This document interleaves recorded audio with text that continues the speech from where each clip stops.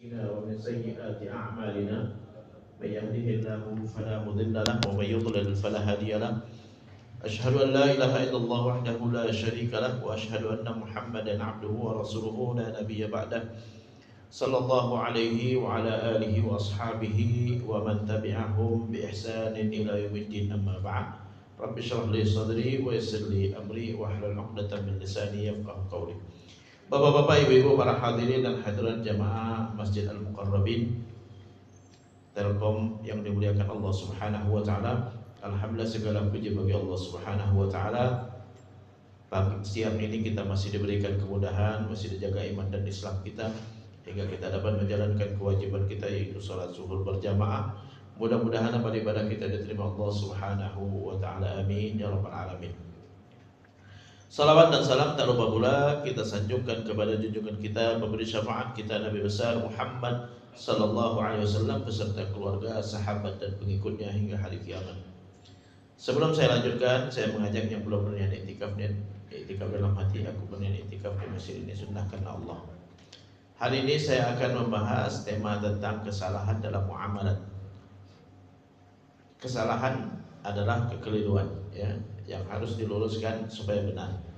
Yang kedua adalah muamalat. Muamalat itu adalah hubungan antar manusia dalam rangka memenuhi kebutuhannya. Hubungan kerja, hubungan bisnis, hubungan pertemanan, hubungan persahabatan, yaitu muamalat. Muamalat dari kata amal. Muamalat dari kata amal. Amal itu kerja, ya. Jadi hubungan kerja, hubungan bisnis, bisnismen, rajul amal, amal juga sama, ya. Jadi hubungan kerja, hubungan bisnis, hubungan transaksi, hubungan apapun, ya, antar manusia, itu namanya muamalat. Apa kesalahan yang seringkali terjadi di masyarakat? Ya, kesalahan yang pertama adalah seringkali orang menganggap hubungan dekat itu transaksinya nggak perlu terlalu bertele-tele, ya. Padahal justru transaksi kita dengan teman dekat harusnya lebih detail, lebih hati-hati dibandingkan orang jauh. Karena dia bisa mengorbankan pertemanan, bisa mengorbankan hubungan kekerabatan, ya, bahkan bisa merusak hubungan suami istri. Jadi muamalah dengan orang dekat harus lebih hati-hati dibandingkan orang lain. Jadi kadang-kadang orang gitu kan, ya, kalau ngutang ya gak pernah detail dengan teman sendiri, ya. Alah kan teman sendiri, nggak usahlah detail segitu lah, gitu kan. Nah itu jangan sampai segitu. Kenapa? Karena muamalah dengan siapapun sama. Bahkan orang dekat harusnya lebih hati-hati dibandingkan orang lain, ya. Kalau sama orang lain kita gak bayar hutang aja marah dia, teman dekat bisa merusak hubungan dekat, bisa merusak hubungan kekeluargaan, bisa merusak hubungan persahabatan. Jadi kesalahan yang pertama, orang seringkali alah teman dekat, ya, nggak usah sedetail itulah, ya. Jadi kalau berhutang ya ikut aturan hutang berhutang, walaupun itu teman dekat sendiri. Apa itu aturan hutang berhutang? Jelaskan bayarnya dengan apa, kapan bayarnya, di mana bayarnya, ya. Kalau terlambat minta maaf, ya. Kalau terlambat hubungin, ya. Waduh, mohon maaf, Anda janji hari ini bayar, Anda belum punya, gitu kan. Insya Allah dalam waktu dekat 2-3 hari lagi, gitu kan. Hubungin, jangan alah teman dekat, gak usah ngomong juga apa-apa, gitu kan, ya. Jangan seperti itu. Kenapa? Karena hubungan dekat itu bisa mengorbankan kedekatan, mengorbankan kekerabatan, bahkan mengorbankan hubungan suami istri. Ada kasus, ya, ada kasus seorang ibu, seorang anak, dia nitip anaknya kepada ibunya. Dia nitip anaknya kepada ibunya karena dia tugas di luar kota. Ya, mungkin orang Telkom juga sering kayak gitu kan. Ya, tugas di luar kota, lalu dia titip sama ibunya, "Bu, ya, saya tugas di luar kota atau saya tugas di di kota yang lain. Gak mungkin anak-anak saya bawa semua, saya titip sama ibu. Ya, jadi dia sekolahnya ibu yang urusin dan lain-lain. Untuk biayanya aku yang transfer. Untuk biayanya aku yang transfer." Jadi anak ini langsung transfer setiap bulan, transfer kepada ibunya karena dia nitip anaknya kepada ibunya. Lah sama si ibu uang tadi itu dia hemat-hemat sehingga masih ada sisa. Dari sisa tadi dia kumpul-kumpulin, lalu dia belilah rumah, dia belilah tanah gitu kan. Mungkin banyak transfernya ya. Mungkin banyak. Meninggallah si bapak. Si bapak meninggal, si anak tadi meninggal ya. Lalu cucunya, cucu si nenek tadi, itu nenek tadi yang dititipin uang. Lalu cucunya bilang, "Lah itu warisan bapak aku. Kan nenek dapatnya transferan dari bapak aku gitu kan." Kata si nenek, "Itu uang aku. Kan Pak transfernya ke aku pakai, aku hemat-hemat sehingga cukup, itu uang aku udah." Gitu kan. Kenapa? Gara-gara transaksinya gak jelas. Harusnya jelas dengan walaupun ibu sendiri, karena ini sengketa antara anak dengan antara nenek dengan cucunya, antara nenek dengan cucunya, apakah itu warisan si bapak atau bukan, gitu kan? Karena nenek gak punya penghasilan, dia cuma dapat transferan dari anaknya, dan itu untuk kebutuhan cucunya, gitu kan? Dan dia hemat-hemat sehingga dapatlah beli tanah, beli apa, gitu kan? Aset-aset. Nah si cucu ini menganggap itu warisan kita. Bapak nitip ke neneknya, dan ada lebihnya dia beliin tanah, dia beliin rumah, dia beliin apa gitu kan. Karena transaksi nggak jelas tadi itu, ya transaksi nggak jelas. Jadi hukumnya gimana Ustadz gitu kan. Lalu istrinya nanya ke saya, "Ustadz, ini gimana hukumnya? Jadi suami saya kan transfernya ke ibunya untuk urusan anaknya. Dulu ngomongnya sama ibu gimana? Ya. Dulu kita transfer, kita bilang tuh untuk bulanan kita yang transfer untuk kebutuhan anak gitu kan. Ya berarti untuk kebutuhan anak. Lebihnya berarti adalah kembali lagi gitu kan. Jadi kalau orang nitip ya dipakai untuk kebutuhan, lebihnya adalah kembalikan gitu kan. Harusnya seperti itu. Harusnya seperti itu ya. Kecuali kalau ada transaksinya, nih saya transfer ke ibu gitu kan untuk kebutuhan anak saya. Kalau ada sisa buat ibu. Nah ini baru ada pernyataan. Hibah harus ada ijab kabul. Harus ada ijab kabulnya dulu. Semua transaksi harus ada ijab kabulnya. Ini ngasih atau cuma nitip. Kalau nitip dikembalikan gitu kan. Jadi kalau ngasih sebutkan ya. Jadi ini buat kebutuhan anak-anak gitu kan, buat makan mereka, buat jajan mereka, buat sekolah mereka gitu kan. Lebihnya buat ibu. Nah ini baru itu sah milik ibunya. Kalau enggak, maka itu berarti tetap milik anak karena nitip doang. Ini nitip untuk kebutuhan anak. Kalau enggak ada kalimat lebihnya buat ibu, maka tidak. Nah, ini kesalahan yang seringkali terjadi di masyarakat, menganggap karena orang dekat ya transaksinya biasa aja. Kalau orang lain harusnya detail. Kalau orang lain harusnya detail. Kepada keluarga sendiri harusnya lebih detail. Kenapa? Karena ini bisa merusak hubungan cucu dengan neneknya. Merasa neneknya ngambil jatah mereka, gitu kan? Merusak hubungan cucu dengan si nenek. Jadi kita pun harusnya seperti itu ya.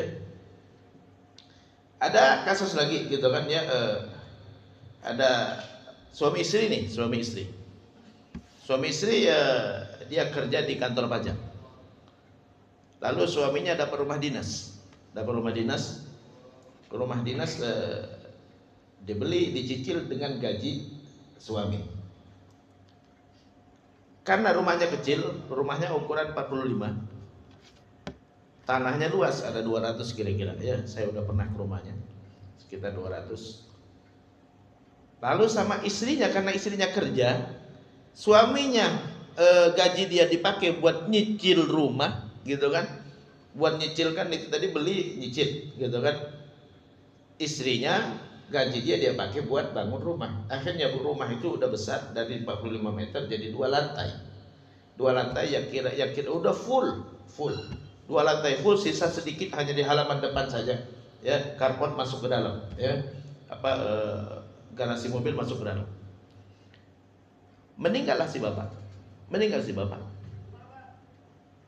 Lalu anaknya nanya ke saya, "Ustaz, itu warisan bapak atau punya ibu?"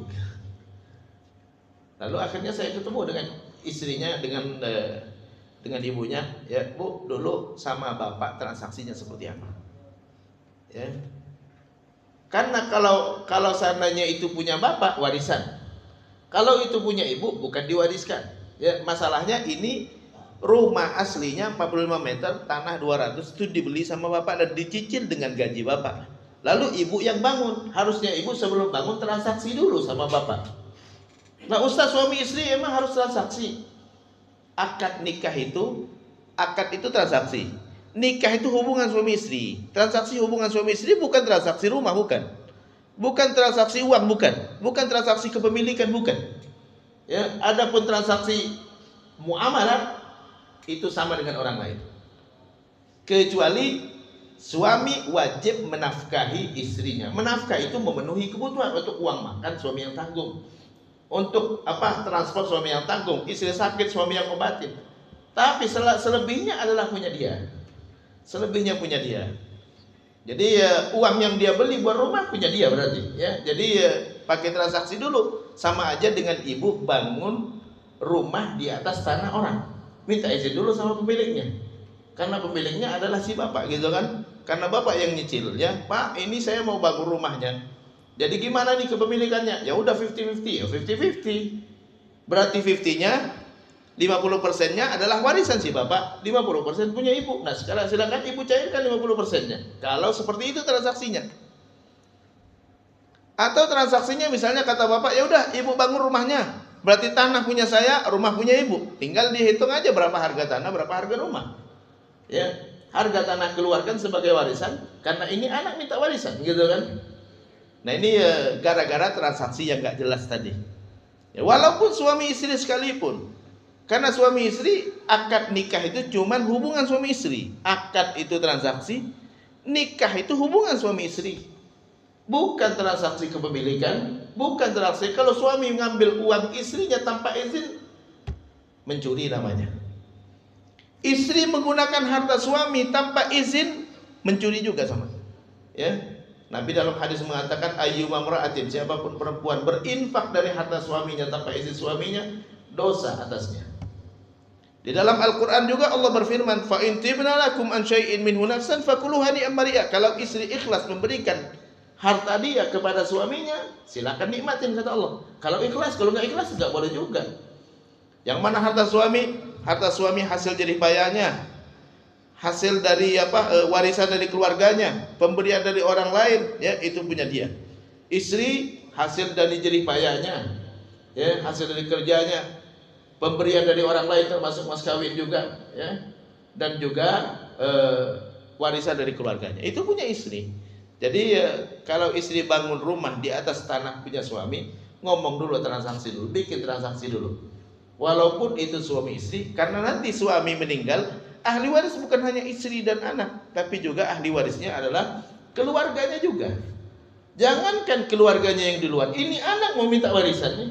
Ini anak mau minta warisan, ini bapak saya meninggal, itu rumah punya bapak atau punya ibu. Nah ini, berarti dia mau minta warisan. Jadi harus jelas bikin transaksi. Ya, jadi sebelum ibu bangun, ya bikin transaksi sama bapak, ya saya mau bangun rumah ini. Oh iya, silakan, gitu kan. Jadi kepemilikannya gimana? Ya udah 50-50, 50-50 bikin kontrak. Ya. Kontrak kepemilikan bersama rumah. 50%, 50%. 50% milik si A, 50% milik si B. Ya. Karena ini bukan akad nikah, karena akad nikah di luar itu. Akad nikah itu hubungan suami istri. Ya, bukan kepemilikan. Jadi nah ini kadang-kadang di masyarakat salah dalam memahami, sehingga suami istri kayak gampang aja. Suami ngambil uang istri dari istri gajian, lalu ada uang di kantongnya diambil. Mencuri namanya. Mencuri. Dihukum nanti di akhirat nanti, ya.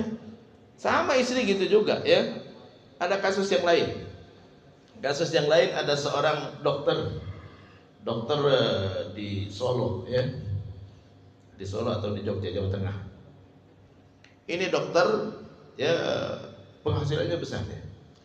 Jadi dia dapat gaji dikasih ke istrinya, dapat penghasilan dikasihkan ke istrinya. Ya, lalu sama istri dikelola lah, ya dihemat-hemat, dapat beli rumah, dapat beli tanah, banyak asetnya, gitu kan. Tiba-tiba meninggallah si bapak meninggal. Anaknya nanya ke saya, Ustaz, itu aset-aset yang dimiliki sama ibu atas nama ibu semua, beli tanah atas nama ibu, rumah atas nama ibu, semua atas nama ibu, padahal ibu nggak kerja, dapatnya duit dari bapak, ya. Itu warisan bapak atau punya ibu? Lalu saya ketemu sama ibunya, ya datanglah ibunya dari Jawa Tengah ke sini, gitu kan ya. Saya nggak mungkin datang ke sana, jadi ibunya yang datang ke sini. Akhirnya saya tanya, Bu, dulu Bapak ngasih gaji ke Ibu, transaksinya seperti apa? Harus jelas. Ibu cuma berhak dapat makan dari Bapak, berhak berobat dengan uang Bapak, berhak untuk transport dengan uang Bapak. Tapi lebihnya ngomong dulu sama Bapak. Kenapa? Karena kewajiban Bapak adalah memenuhi kebutuhan. Ya. Bukan ibu memiliki harta Bapak, bukan. Tapi kebutuhan ibu dipenuhi oleh Bapak. Sama dengan anak berhak dipenuhi kebutuhan oleh ayahnya, tapi tidak memiliki harta ayahnya. Kalau dia ngambil harta ayahnya tanpa izin, mencuri juga. Di hari kiamat nanti akan dihisab juga sama Allah Subhanahu wa taala. Seorang anak ngambil uang ayahnya tanpa izin, ayahnya lalu hilang, lalu mana duit saya, gitu kan ya. Lalu dia nggak ngomong, nggak minta maaf sama bapaknya, nanti di hari kiamat ada hukumannya. Kecuali bapaknya tahu, wah pastilah anak saya ngambil, dan saya ikhlas, alhamdulillah ikhlas bapaknya. Tapi kalau bapaknya masih nggerutu terus, nggak ikhlas, itu di hari kiamat ya dihukum sama Allah Subhanahu wa taala karena dia mencuri tanpa keikhlasan tanpa diizinkan sama bapaknya. Jadi dulu bapak ngasih ke ibu gimana? Pakai transaksi enggak? Ya. Oh enggak, kalau enggak kembalikan kepada hukum asal. Karena itu jadi pada bapak, maka itu punya bapak. Berarti semua aset yang ibu beli adalah punya bapak. Kecuali kalau bapak mengatakan, Bu, ini pakai buat kebutuhan, lebihnya buat ibu dah. Alhamdulillah ikhlas. Ada ijab kabulnya. Semua transaksi antar manusia harus dengan ijab kabul yang jelas. Ya, dilarang dalam Islam transaksi yang gak jelas. Nahan Nabi an bai'il gharar, ini kesalahan yang kedua. Orang sering transaksi yang tidak jelas. Jadi harus jelas gitu kan. Jadi ini nitip atau ngasih gitu kan. Seorang istri bisa aja ada banyak di keluarga gitu kan, istrinya mau bisnis home industry. Sekarang udah banyak orang buka bisnis di rumah karena udah ada bisnis online sekarang. Ya bisa jualan di rumah, bikin makanan, bikin jual dasar dan lain-lain, jual gamis gitu kan. Lalu istri minta modal lah sama suaminya. Kewajiban suami ngasih modal istri? Tidak. Kewajiban suami memenuhi kebutuhan istri, bukan modal. Kalau modal bukan kebutuhan. Ya. Mas, saya butuh modal, saya mau buka bisnis di rumah. Kata suaminya, berapa butuh modalnya? 10 juta.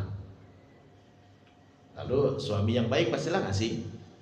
Ya. Nah saat dia ngasih itu pakai transaksi yang jelas. Ini saya ngasih cuma-cuma, ambil aja, nggak usah balikin. Itu hibah namanya. Jelaskan. Nih saya ngasih 10 juta kerjasama bisnis. Ada untung bagi dua. Kalau nanti selesai bisnisnya, udah selesai, udah tutup warungnya, gitu kan, modal balikin kalau masih ada, gitu kan.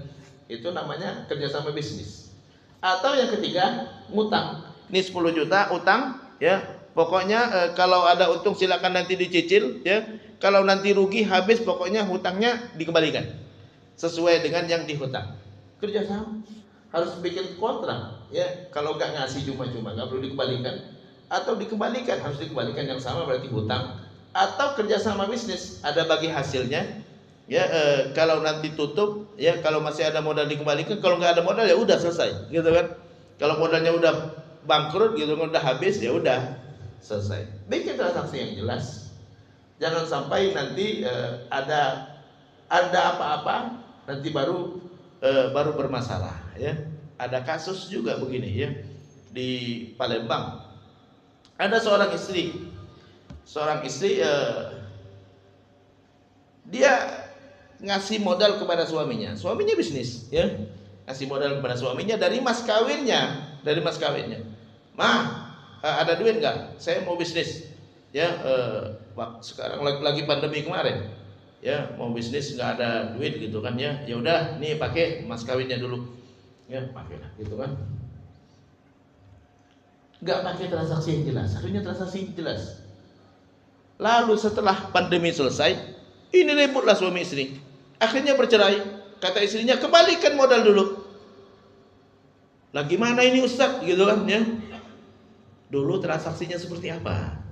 Kalau ngutang kembalikan, kalau ngasih nggak perlu dikembalikan. Kalau kerja sama bisnis ada untung bagi hasil, berapa bagi hasilnya, berapa persen harus dibicarakan. Jangan sampai nanti sekarang harus dikembalikan, gitu kan. Nah itu seringkali di masyarakat transaksi yang nggak jelas.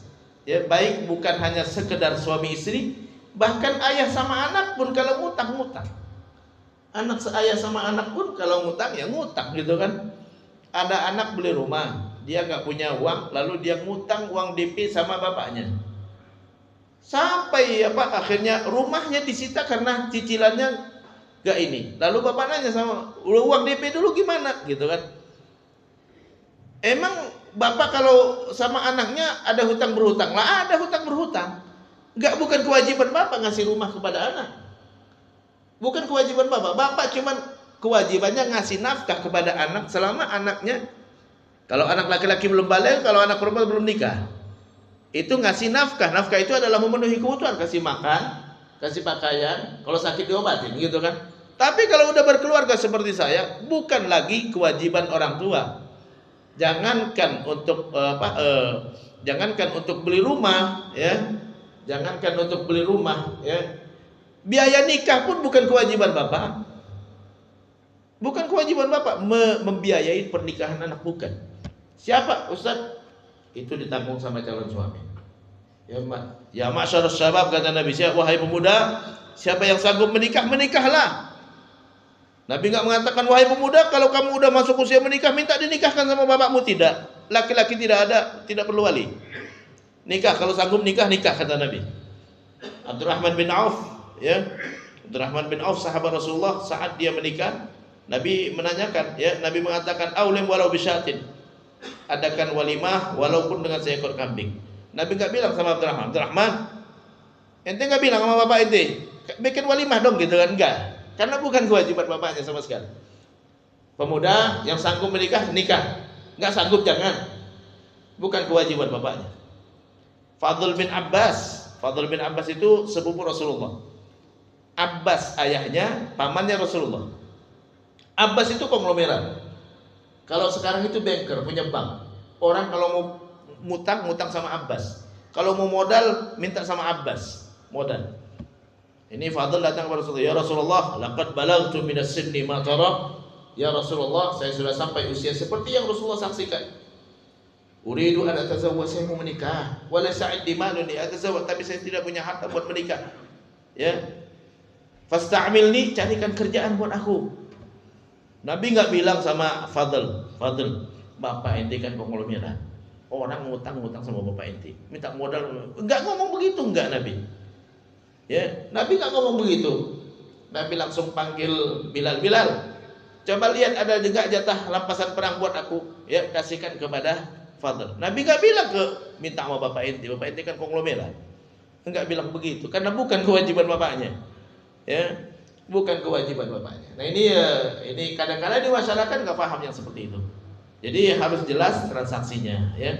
Seorang anak gitu kan, ada anak yang nikah, lalu dia nikah pakai uang bapaknya, ya. Lalu kata bapaknya, kamu ngutang, gitu kan, ya. Lah kan bapak, kewajiban bapak. Baik, siapa yang bilang kewajiban? Bukan kewajiban bapak, bukan. Kalau bapak mau biayain itu kebaikan, bukan kewajiban. Karena tugas bapak udah selesai saat kamu balik. Udah selesai tugas bapak. Setelah itu kalau bapak masih mau, kebaikan. Kalau bapak mau biayain, kebaikan, bukan kewajiban lagi. Udah selesai. Karena laki-laki setelah dia balik, itu dia sudah kena semua kewajiban, termasuk kewajiban mencari nafkah dan membiayai diri sendiri. Itu laki-laki, ya. Jadi laki-laki gak usah minta sama bapak. Kalau bapak mau biayain, kebaikan, bukan kewajiban. Kebaikan bapak, alhamdulillah, terima kasih. Berapa dikasihnya, terima. Ya, nggak usah nuntut-nuntut, Pak, saya mau nikah di hotel, nggak boleh lah, itu kurang aja sama bapak, ya. Ya kalau dia mau biayain, alhamdulillah. Jadi transaksi harus jelas. Itu yang kedua. Kesalahan yang kedua, orang sering transaksi yang nggak jelas, walaupun dengan orang dekat sekalipun. Yang ketiga,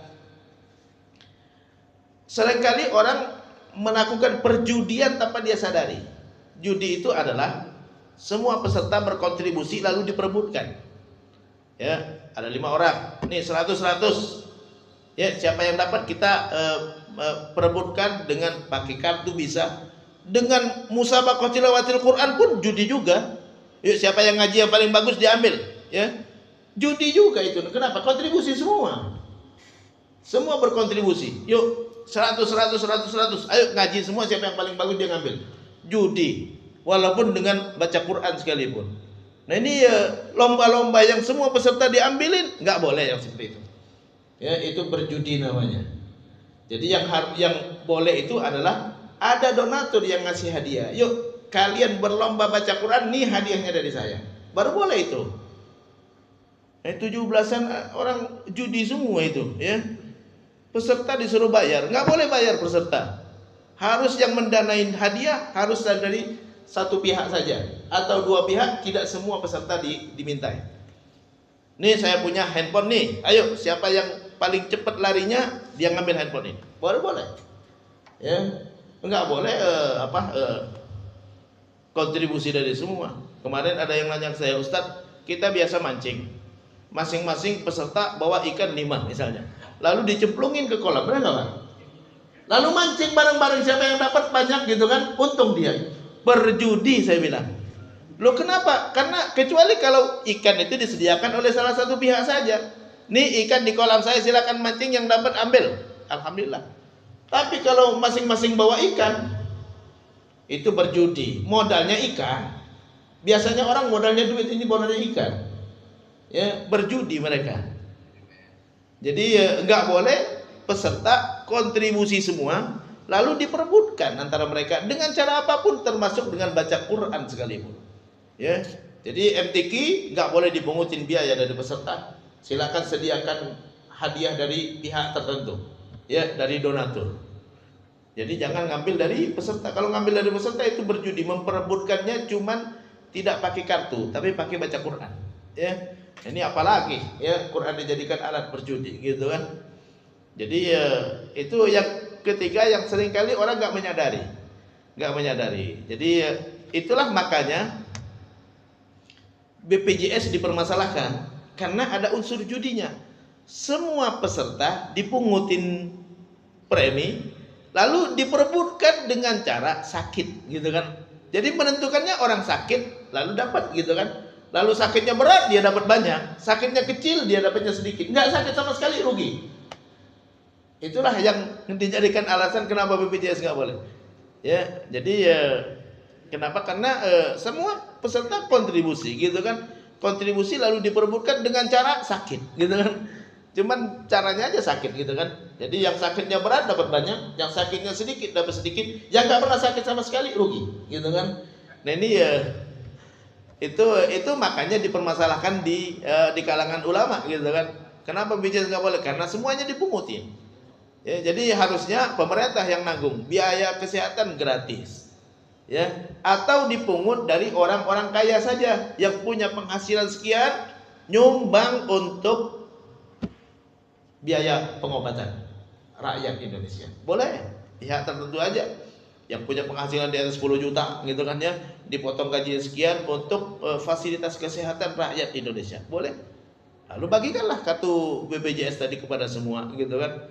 Jadi donatur berarti donaturnya pihak tertentu, nggak semua peserta dipungutin. Nah itu baru dibolehkan ya.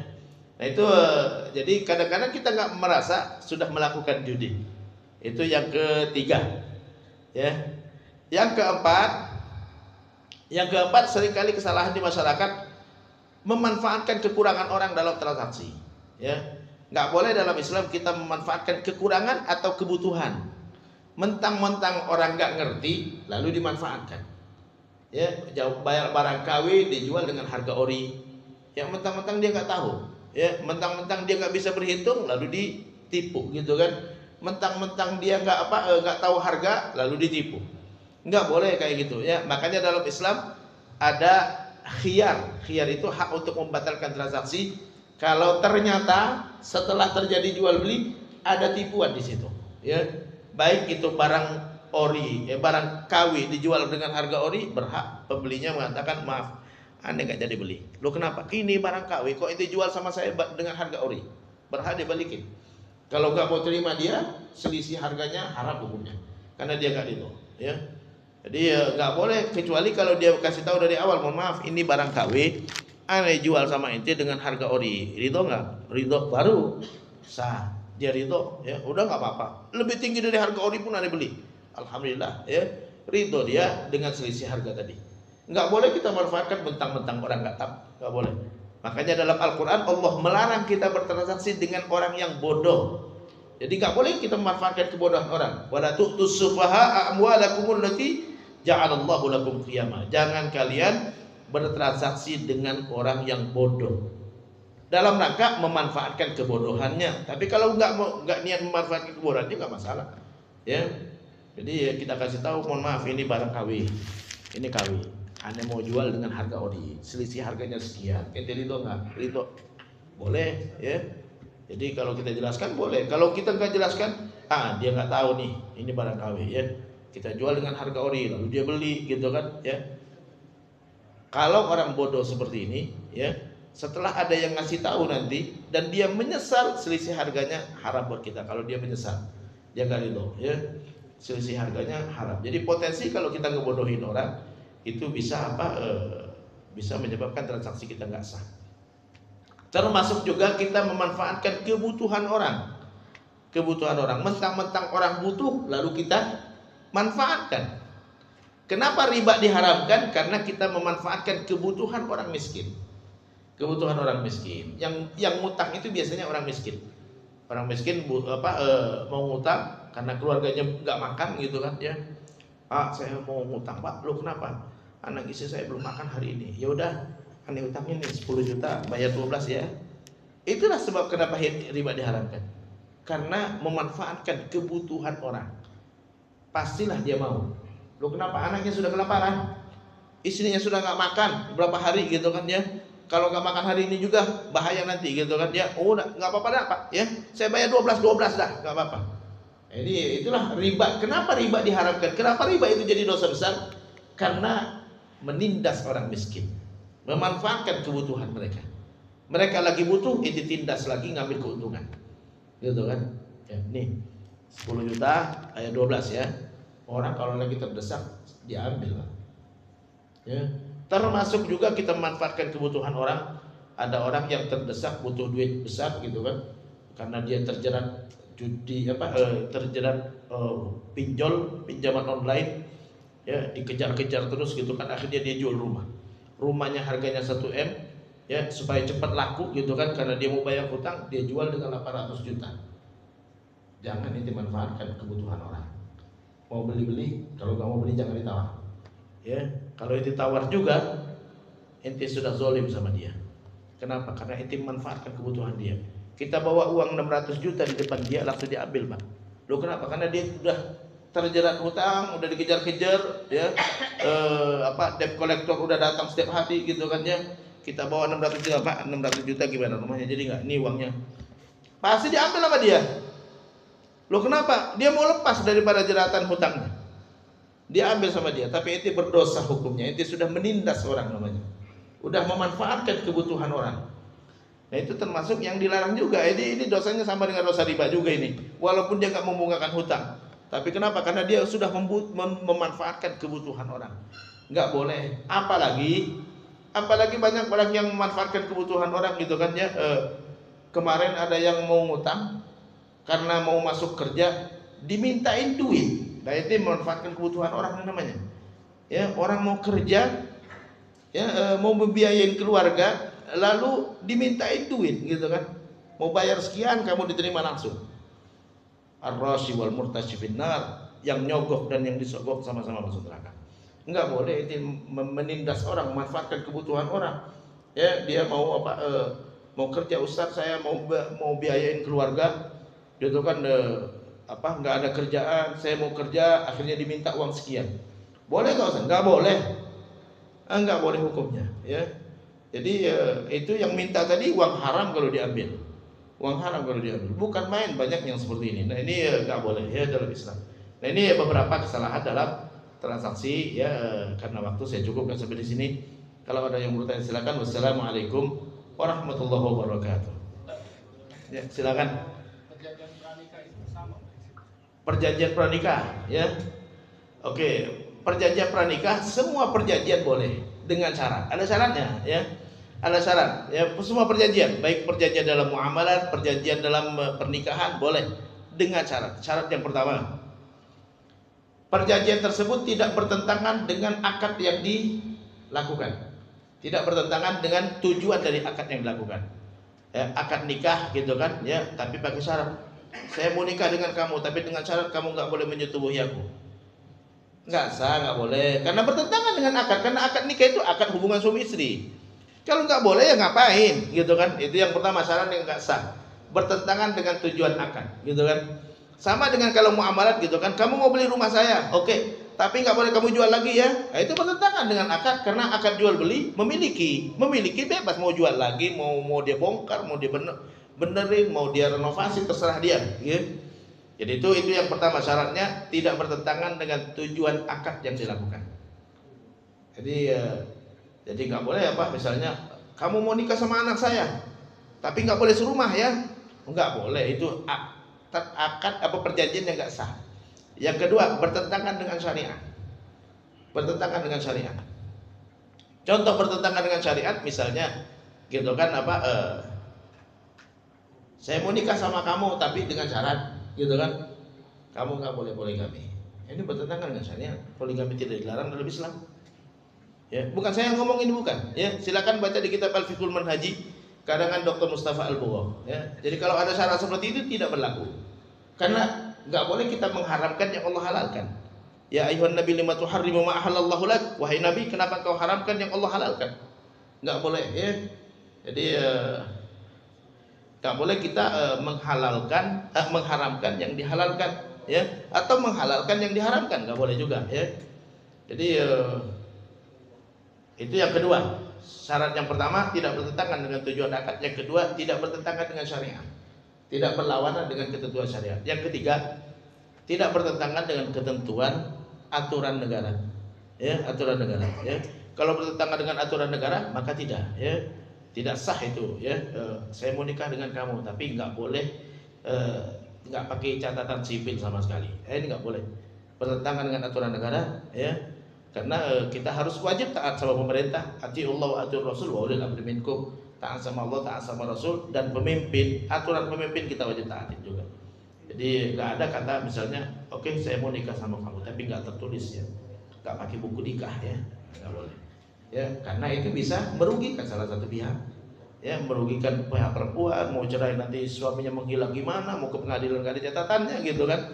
Jadi itu 3 syarat terkait dengan perjanjian, ya. Perjanjian. Boleh nggak perjanjiannya pisah harta? Boleh. Memang itu ketentuannya pisah harta. Harta kamu punya kamu, harta aku punya aku, gitu kan, ya. Atau pakai perjanjian misalnya gitu kan, perjanjiannya aku mau nikah sama kamu tapi uang saya yang pegang, gitu kan, ya. Uang istri yang pegang, ya. Enggak boleh seperti itu, ya. Kecuali dengan ikhlas suaminya, oke, nggak apa-apa, gitu kan, ya. Tapi kalau suaminya dipaksa nggak boleh, ya, nggak boleh, karena nggak boleh maksa orang menyerahkan harta dia, karena itu hukumnya zalim juga kita sama dia. Jadi boleh kalau istrinya oke, ikhlas saya, ya, nanti gaji saya kasih kamu, berarti kamu minta setiap hari, ya, minta ongkos, minta uang makan, ya, nih buat bensin 10.000, gitu kan, ya, minta. Gimana ente mau jadi kepala rumah tangga kalau ente minta-minta sama istri, ya. Bukan ini, ya, karena suami itu kepala rumah tangga, gitu kan. Tapi suami ya tetap harus menafkahi istri, ya. Jadi entar istri enggak nyediain makan di rumah gimana, ya, uangnya ada di tangan dia, gitu kan, ya. Jadi seperti itu. Bukan nggak boleh, boleh, tapi dengan syarat suaminya ikhlas, ya. Begitu nggak apa-apa, ya. Jadi semua harta yang kita dapatkan adalah milik kita bersama. Kalau ada yang meninggal tentu kan, kalau ada yang meninggal bagi 2, gitu kan. Nah, ini boleh, silakan disepakati seperti itu, ya, asalkan masing-masing ikhlas, ya. Kalau masing-masing ada yang gak ikhlas nggak boleh, ya. Allahu a'lam. Ya, silakan. Boleh bawa pertanyaan? Silakan. Ya, pertanyaan terkait tadi masalah misalkan suami memberikan tanah, tapi sertifikatnya atas nama istri. Oke. Nah, nanti semisal memang tidak ada akad, misalkan ini belikan tanah untuk istri dengan sertifikatnya atas nama istri. Ya. Tapi ini Nggak ada pernyataan. Nggak ada pernyataan seperti itu. Jadi maksudnya diberikan hanya atas nama istri saja. Nah, ketika pakai uang siapa belinya? Suami.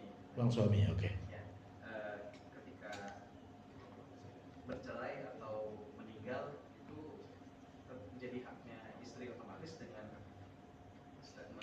Sertifikat tadi. Oke, udah. Yang pertama, yang kedua. Tadi disebutkan masalah perlombaan ini, sering di masyarakat ya ada perlombaan. Ada donatur, kemudian panitia itu tetap ada pendaftaran. Hanya untuk misalkan donatur itu memberikan untuk hadiah. Tapi misalkan seperti perlombaan itu kan ada nilai dan lainnya. Nah, jadi si peserta ini membayar ya, buat nemtek tadi. Iya, untuk perlengkapan. Itu masih Oke. dibolehkan, Ustaz. Oke, terima kasih ya. Oke, yang pertama adalah bagaimana dengan beli rumah, beli tanah gitu kan atas nama istri. Apakah itu otomatis punya istri? Tidak. Ya, harus ada ijab qabul. Ijab qabul harus terucap atau tertulis, ya, dan jelas, nggak boleh sama-sama. Atas nama kan belum tentu milik. Betapa banyak orang punya kendaraan atas nama orang lain. Ya, atas nama orang lain, entah untuk menghindari pajak atau apa gitu kan, ya. Jadi atas nama tidak otomatis menjadi milik istri. Adapun kalau ke pengadilan, ya, pengadilan Indonesia memperlakukan hak gono gini, ya. Jadi itu dibeli saat pernikahan atau sebelum pernikahan. Kalau saat pernikahan berarti itu milik berdua, dibagi dua. Kalau itu dalam hukum negara. Tapi kalau dalam hukum Islam, yang beli siapa? Ustadz, yang berlaku hukum negara atau hukum agama? Kalau hukum negara disahkan oleh negara. Tapi kalau hukum agama dipertanggungjawabkan di hadapan Allah nanti. Jadi supaya di negara sah, di Allah sah juga gitu kan. Kita bisa selamat sekarang gitu kan. Betapa banyak orang gitu kan setelah bercerai lalu dia menguasai harta yang didapatkan oleh pasangan hidupnya. Kenapa? Karena ada hak gono gini tadi. Tapi kalau di mata Allah nggak sah, sudah ngambil harta orang lain tanpa ridhonya. Tapi kalau menurut hukum negara sah, ya. Jadi hukum negara berlaku di dunia, sah menurut negara. Sama bunga bank juga menurut negara sah pilih kita boleh gunakan. Tapi menurut hukum Allah tidak kan? Menurut hukum Allah adalah riba hukumnya. Jadi yang mana yang berlaku, ya, di akhirat berlakunya hukum Islam. Harta masing-masing jadi rumah tadi yang beli siapa? Kalau yang beli suami punya suami, yang beli istri punya istri. Kalau seandainya yang beli suami lalu direnovasi sama istri, bikin transaksi lagi. Karena pernikahan itu cuma menghalalkan hubungan suami istri. Ya, pernikahan itu cuma 3. Pertama, menghalalkan hubungan suami istri, membolehkan kita melihat aurat satu sama lain, dan menghalalkan kita sentuhan. Ya. Jadi itu 3 itu, ya. Lebihnya sama seperti biasa.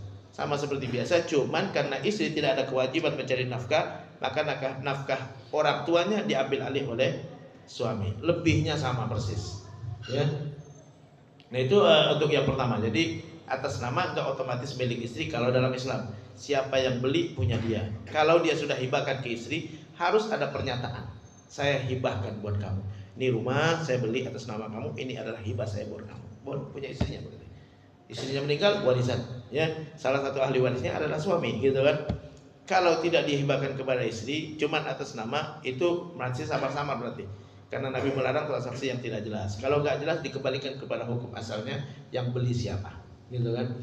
Yang kedua adalah bagaimana dengan uang hadiah udah ada, lalu dipungutin. Kalau memang itu buat perlengkapan kita nggak apa-apa, ya. Dipakai kita patungan untuk menyediakan konsumsinya, untuk menyediakan nemtek, ya, pernik gitu kan, hadiah disediakan oleh pihak tertentu. Boleh insyaallah, ya. Oke, terima kasih ya. Ada lagi? Kalau nggak ada kita cukupkan sampai di sini. Mudah-mudahan bermanfaat. Yang benar dari Allah dan Rasulnya, yang salah adalah kekhilafan saya sendiri. Saya bermaaf, saya mengampuni. Kita tutup dengan doa kafaratul majlis. Subhanakallahumma wa bihamdika asyhadu an la ilaha illa anta astaghfiruka wa atubu ilaik. Wassalamualaikum warahmatullahi wabarakatuh.